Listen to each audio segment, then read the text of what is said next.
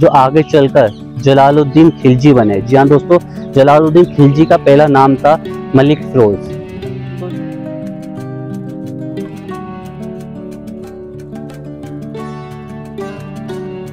दोस्तों ये दोनों वही बॉडीगार्ड हैं जिनके द्वारा खिलजी वंश की शुरुआत हुई। जी हाँ दोस्तों, वही खिलजी वंश जिसकी बातें आज तक होती हैं। समझ सकते हैं।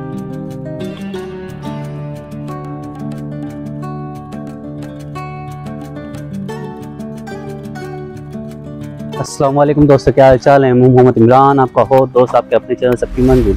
दोस्तों जैसे कि मैंने आपको पहले बताया था, हमारी जो सीरीज चल रही थी वो चल रही थी अलाउद्दीन खिलजी की, यानी कि खिलजी वंश की। खिलजी वंश कैसे स्थापित हुआ, कैसे उसका सर्वनाश हुआ, या उसकी स्थापना होने से पहले खिलजी कौन थे, समझ सकते हैं। जैसे कि मैंने इसका एक ब्लॉग डाल चुका हूँ खिलजी वंश की या गुलाम वंश की सीरीज का, जो मैंने करा था हौस खास फोर्ट के अंदर। आपने पहले उससे काफ़ी प्यार दिया उस वीडियो को, ठीक है। तो आज मैं आया हूँ उसी का ही तीसरा पार्ट बनाने के लिए, ठीक है, जिसके अंदर मैं आपको बताऊंगा कि जो एक खूबसूरत झील है वो झील क्यों बनी, आखिर किसने बनवाई, और इस झील को बनवाने वाला शख्स किसका बेटा था, समझ सकते हैं। वो ऐसे कौन व्यक्ति थे जिसके बेटे ने आगे चल के एक मजबूत खिलजी एम्पायर की बुनियाद रखी और इस झील का निर्माण किया। तो इस ब्लॉग के अंदर मैं आपको ये पूरी डिटेल बताऊंगा। ये हमारा इस सीरीज का यानी कि खिलजी वंश की सीरीज का तीसरा पार्ट है, समझ सकते हैं। तो हम अपना ब्लॉग स्टार्ट। तो दोस्तों शुरुआत होती है गुलाम वंश से। जैसे कि मैंने आपको पहले वीडियो में ये बताया था, गुलाम वंश यानी कि गुलाम वंश की स्थापना हुई थी आज से लगभग 900 साल पहले, यानी कि 1206 के अंदर, जिसकी शुरुआत करी थी कुतुबुक ऐबक ने। जी हाँ दोस्तों, वही कुतुबुक ऐबक जिसने कुतुब मीनार बनाई थी इनसे बचने के लिए, मंगोलों से बचने के लिए। लेकिन कुतुबुक ऐबक का जो दौर था दोस्तों, वो सिर्फ 1206 से लेकर 1210 तक का था। इसी बीच गुलाम वंश के अंदर वही बड़े से बड़ा बादशाह आया है जिसके बारे में आज भी लोग बातें करते हैं। जैसे कि इल्तुतमिश आया था, जिसके बारे में इल्तुतमिश के बारे में बहुत सी कहानियाँ हैं, समझ सकते हैं कि वो एक ऐसे गुलाम को लाए थे जिसने आगे चलकर बहुत कुछ किया था। वो भी मैं बताऊंगा कौन थे।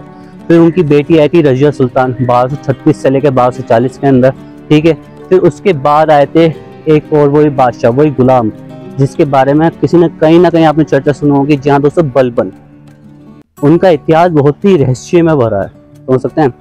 तो वैसे ही उनके जो बलबन, तो दोस्तों जो ये बलबन थे, तो उस बलबन के दो बॉडीगार्ड हुआ करते थे, जिसका पहला नाम था फिरोज मलिक यानी कि मलिक फिरोज, और दूसरे बॉडीगार्ड का नाम था साबुद्दीन मसूद। तो दोस्तों ये दोनों वही बॉडीगार्ड हैं जिनके द्वारा खिलजी वंश की शुरुआत हुई। जी हाँ दोस्तों, वही खिलजी वंश जिसकी बातें आज तक होती हैं, समझ सकते हैं। तो बात की जाए फिरोज मलिक, ये दोस्तों वही फिरोज मलिक हैं जिनके द्वारा आखिरी मुगल गुलाम वंश के आखिरी बादशाह यानी कि कैकबाद को मार के गद्दी पे बैठे गए। मैं आपको इसके इतिहास बताऊंगा पूरा। दोस्तों ये वो वक्त था 1280 से लेकर 1290 के बीच का ये दौर था दोस्तों, जब गुलाम वंश के अंदर बहुत सी हलचलें पैदा हुई। जैसे कि जब बलबन को मारा गया यानी कि वो उनकी मृत्यु हुई, तो उसके बाद जब कैकबाद गुलाम वंश की गद्दी के ऊपर बैठे, तो उस टाइम जो फिरोज मलिक थे यानी कि मलिक फिरोज थे, वो एक सेनापति हुआ करते थे और उन्होंने मंगोलों को खदेड़ने में उस टाइम बहुत ज़्यादा योगदान दिया था, जिसकी वजह से वो बलबन की नज़रों में और कैकबाद की नज़रों में भी बहुत ज़्यादा चढ़ गए थे, समझ सकते हैं। तो उसी के दौरान जो फिरोज मलिक थे यानी कि जो आगे चलकर जलालुद्दीन खिलजी बने। जी हाँ दोस्तों, जलालुद्दीन खिलजी का पहला नाम था मलिक फिरोज।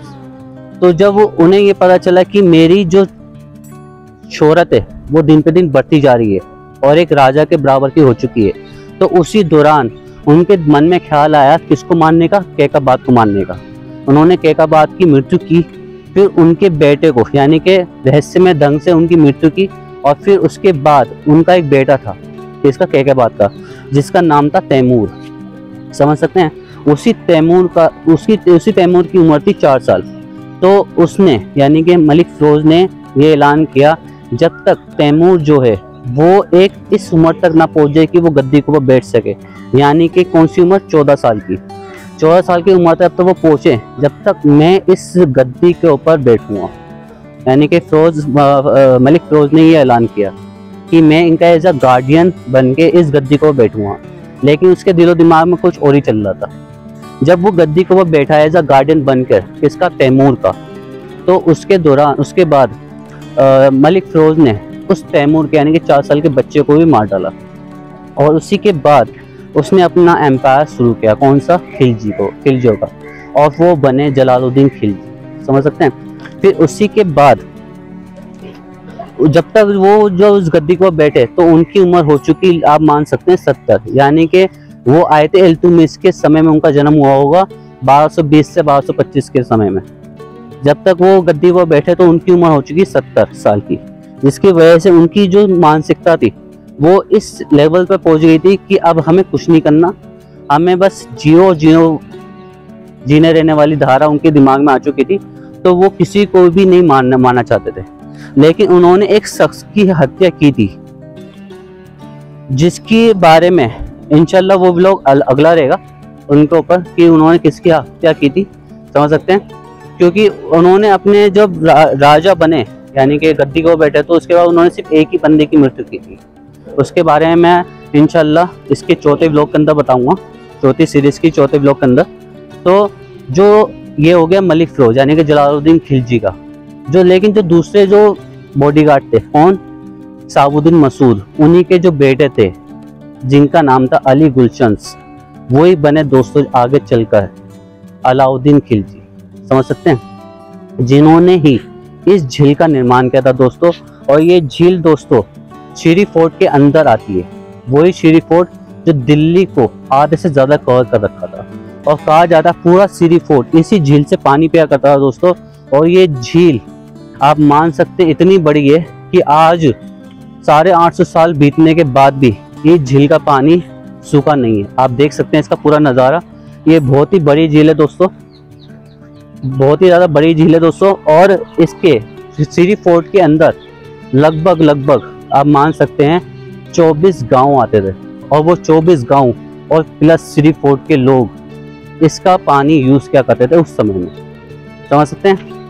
तो ये पूरी श्री फोर्ट का हिस्सा आप देख सकते हैं और काफ़ी बेहतरीन है और काफ़ी बड़ा है। आज एक पार्क के रूप में बन चुका है दोस्तों। और यहाँ पे मॉर्निंग में, दोपहर में, शाम में आसपास की पब्लिक आती है और दूर दूर से लोग भी आते हैं जैसे कि हम आए हुए हैं। ठीक है। तो ये वही झील है श्री फोर्ट की। आप सोच नहीं सकते होंगे कि दिल्ली के अंदर ऐसी झील मौजूद है जो पूरी एक नदी का रूप देती है अपने अंदर ही। और आज भी इसे बहुत अच्छी तरीके से मेंटेन किया गया।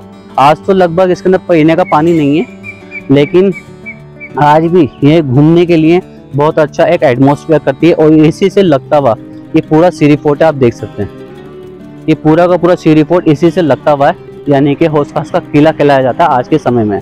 क्योंकि जो तुगलक आए थे यानी कि फिरोजशाह तुगलक, जैसे कि मैंने आपको पहले ब्लॉग में बताया था, उन्होंने इसे श्री फोर्ट से अलग करके एक इससे अलग मान्यता दे दी थी हौस खास फोर्ट के रूप में।